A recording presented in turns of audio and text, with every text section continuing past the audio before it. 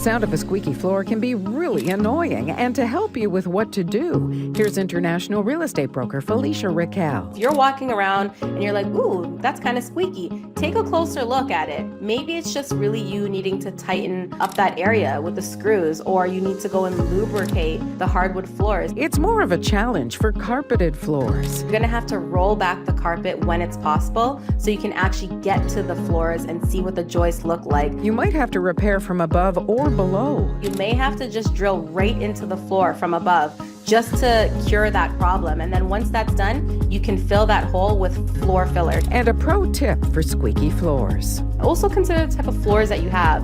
You might get away with just putting a little bit of PL glue instead of doing screws. It really depends on the floors that you're working with. With Real Estate and Renovate, I'm Ann Lavray.